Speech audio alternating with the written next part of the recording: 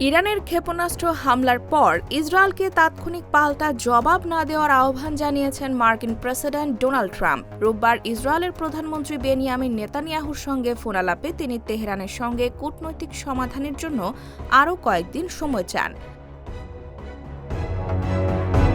মার্কিন সংবাদ মাধ্যমের প্রতিবেদনে বলা হয়েছে, ট্রাম্প মনে করেন ইরানের সঙ্গে একটি সম্ভাব্য চুক্তির খুব কাছাকাছি পৌঁছে গেছে ওয়াশিংটন।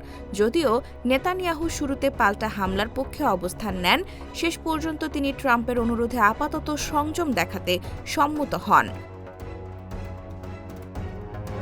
এদিকে ইসরায়েলে এখনও কোনো আনুষ্ঠানিক সিদ্ধান্ত হয়নি বলে জানিয়েছে দেশটির গণমাধ্যম। পরিস্থিতি নিয়ে জ্যেষ্ঠ নিরাপত্তা কর্মকর্তাদের সঙ্গে বৈঠক চালিয়ে যাচ্ছেন Netanyahu. IBTV USA, new York.